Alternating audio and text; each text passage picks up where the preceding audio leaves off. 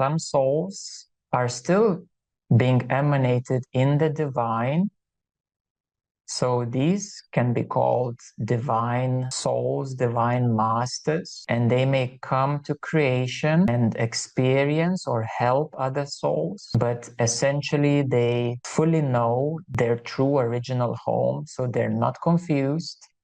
They know exactly where they came from, exactly where home is, and when they go into creation, they know exactly what they're doing. The souls who got into creation at ParBrahmanda level, we could say they're older souls or more mature souls, because from our perspective here on earth, there are many souls who came into existence in ParBrahmanda, and they came into this universe to help the duality and encapsulated souls, to help them to go further up, to remind them of more positive creation, of the higher heavens. So generally, the souls who came into existence in ParBrahmanda, they would be older souls, they would be more mature souls, and they would be quite interested generally in more advanced spirituality, such as satsang, enlightenment, liberation, moksha. So they are usually interested in these topics, and there is some work to do on that. And the souls who came into existence in our local Brahmanda, most commonly, they would be not interested in meditation yet. Rarely, very rare. They cannot ever say 100%, but let's say 99% or more, they would be not interested in spirituality, meditation. What they're interested in is primarily normal life. Having good education, finding a good job, marrying, having kids, and going around the same cycle of creation until next lifetime comes. Of course, some souls who have experienced enough of life, normal life, they become ripened for spirituality. But usually they become very interested and pretty much stick with the common spirituality, which is what we call the inner light, inner love, unity consciousness. They're usually interested just in that, and they don't want to go further up. They say, oh, I discovered angels, and now archangels. It's my thing, and this life I will dedicate to be angelic reader, Reiki healer, Kundalini, and I just want to work with energies, do healing of energies, and usual 5D things. The new age spirituality, basically. And they don't want to go further up. If you speak up with them about enlightenment, non-duality, they just like shake it off and no, what are you talking about? So that also shows that they're not yet ready for higher truth, higher knowledge, higher love. We may say they're still in some ways younger souls. Okay, so now I will answer, where is the seat of the soul? So the energy of the soul, or the light of the soul, gathers behind the third eye. This is where the light of the soul gathers, at the third eye center. The third eye center is a doorway to be opened and to start connecting with the soul. The soul is not seated in the Hridaya, the heart on the right. That is the seat of the spirit. And if that is new to you, then you can watch a YouTube video on my channel, What is Spirit and the 12 Domains of the Spirit. So let's be clear about this. The spirit is the center in the Hridaya, the heart on the right, and the soul, you connect with it at the third eye center.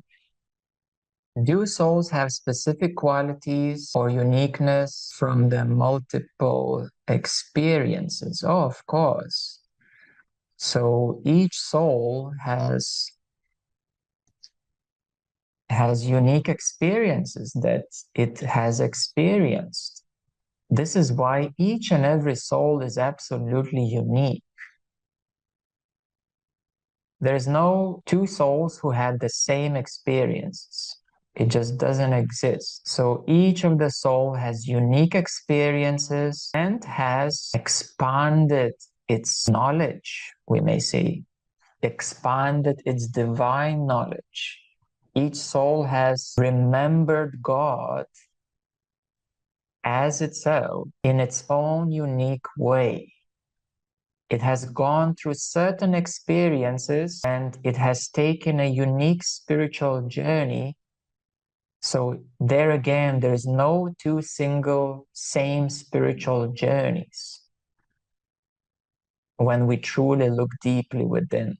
Because even if the two brothers Muslims are doing the same Muslim practices, in their heart, in their soul, they're different. They have different relationship with God. They feel different things. They think different things. So it doesn't matter about religions as such. So each soul goes through unique journey, and therefore it uniquely knows God as itself. It uniquely experiences God as itself. And this is the beauty of diversity, that even though God is love and bliss and so on, but it will have a different flavor to each and every person, to each and every soul. So this is why even the souls who fully know God as divine, or even the souls who are fully liberated and their true home is the divine abode, even there they have opportunity to continue expanding their knowledge, their mastery of God, of the self. And that should be obvious by looking at spiritual teachers. If it was all the same, then every single spiritual teacher would be literally the same, but that's not the case. So when you meditate upon Ramana Maharishi, you feel a unique connection to him, to his being, to his soul, to the self shining through him. When you meditate with Ananda Mahima, you feel a uniquely different, same God, same self shining through her is experienced differently. Is it possible to tell of which realm a soul emanated into? I already explained this. Looking by the present interest, we may have a better idea about that soul. Although nothing is set in stone, it's way more complex than that. There can be a divine soul that has came into life, let's say Krishna, for example, or Buddha. So these divine beings, they adopted a physical body. They went through their journey of awakening. So Buddha went through his unique journey. Krishna was advised by his guru, and Jesus went through his way of awakening, and all these beings went through a certain phases of awakening. But soon enough, when they fully awoke, they regained the knowledge, they regained the mastery, the wisdom of God at that huge degree.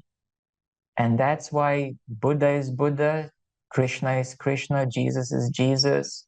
And that's why Alan Watts is Alan Watts, and Jiddu Krishnamurti is the way he is.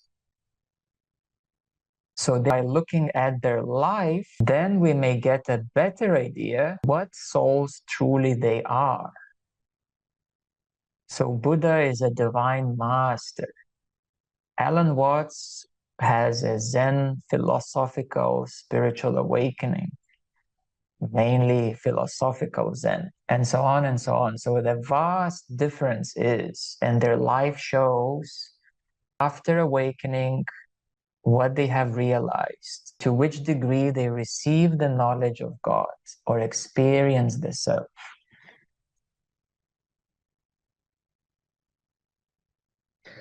Before I continue with the questions, we need to understand that right now I was explaining about the souls who are shining through the human vehicle of consciousness. There are souls who are shining through animals, plants, insects. Every living being has a certain portion of soul shining into it. There are so many souls all around you. So many. How many nobody has counted. Even on this earth, how many souls are there? How many life forms are here? There's quadrillions and quadrillions and quadrillions. How many fish and birds and insects are there? Nobody has counted. So one of the Sikh gurus, Guru Arjan, says, do meet the Lord of the universe, for now is the time. After ages, passing through many different forms, have you attained the gift of human life? So human life is a gift, and even more so, maturity for spiritual life is even greater gift.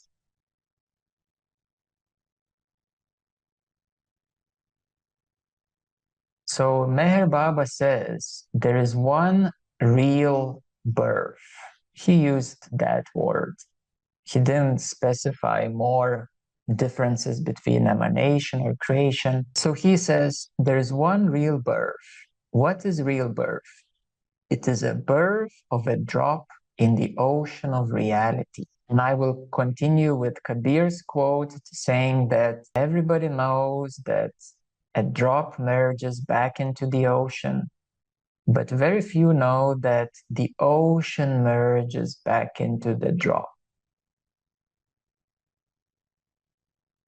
So when the soul burns all the karma away, it is not only the soul that comes back to God, but God comes back to the soul. It's a reunion. Any form of creation or misbalance, miscreation, when it's burned off, there is a complete oneness. So soul has never truly been separate from God. God has always been in the heart of the soul, but the soul went through the journey of duality. So on the topic of egoity and the ego identification, so the jiva, which is a separated, so to speak, soul with the mind of ego, with the egoity, is confined in its narrow shell and devoid of understanding of the infinities of reality. And it claims itself as a separate individual existence. Again, Guru Arjan says, all actions performed in ego go to waste. As long as Jiva thinks that he is the doer, so long shall he continue wandering through the wombs of births. So you see, the problem is the misidentification, the egoity. When that goes away, the soul is one with God as God. Now, one of the ways how the ripened souls become liberated is not only by its own effort of burning through the karmas, doing all spiritual practices, but the soul becomes liberated by the grace of God.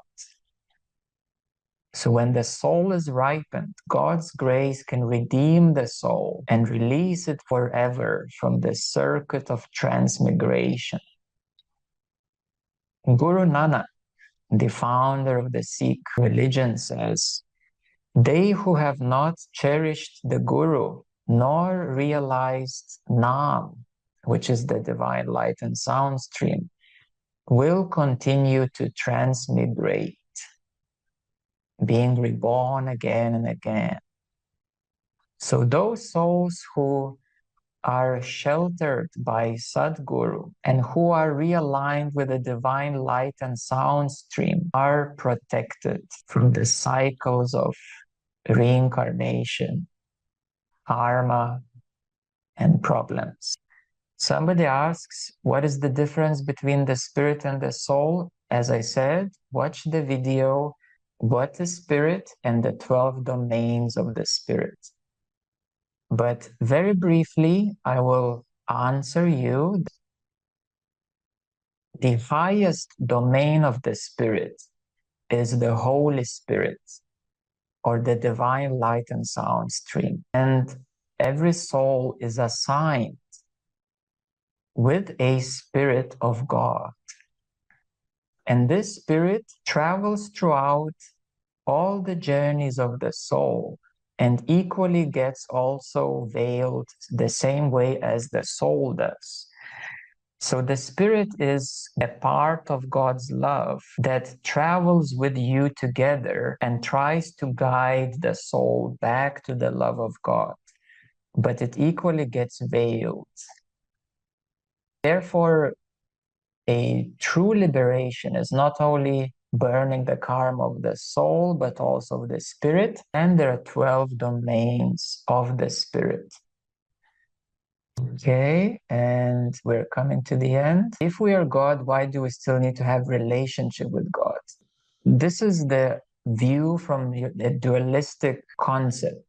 This question arises for someone who doesn't yet understand that essentially when you realize that you are God, you no longer have a relationship as such because you are that. But you have to keep focusing or keep practicing it, because if you don't, then being here in the universe of Brahmanda, there are many influences, many forces to condense into creation. So if you stop your meditation practice for a month or two, you will notice that thoughts start creeping into your mind, that you're coming out of balance, that you're not feeling so good anymore. Just like if you stop eating healthy food, then your body starts struggling again. So if you stop practicing love and devotion or focusing on the self, then again, the universe itself starts to take its unhealthy effects. Of course, if we were living right now in the ParBrahmanda universes, that wouldn't be an issue as such. But here in the lowest of the lowest creation, unfortunately, the forces of the nature are to veil. So the Maya is the strongest. The tamasic energies are strongest. And the last one is there another self beside the spirit in the Hridaya? And did Ramana mean the spirit? When you realize the self or God, there is a difference though in what degree your soul has cleared the karma and to what degree the spirit has cleared the karma. Unfortunately, many non-dual teachers today ignore both aspects. So they simply focus on realizing awareness, the self, God, and they completely ignore the soul and the spirit. Therefore, their advancement is not high. In an example of Ramana, he had quite balanced clearing of his karma, and his spirit, since he focused on the heart on the right, and he was nearly the only guru, well, there were more references though, but there are so few teachers, gurus, who acknowledge the heart on the right. And Ramana did acknowledge the heart on the right. So the spirit was highly liberated, and therefore his realization of the self was also very deep. So he was quite balanced with the spirit, with the soul, with the self. That's why his overall advancement is quite high. Now, other teachers ignore either one aspect or both together.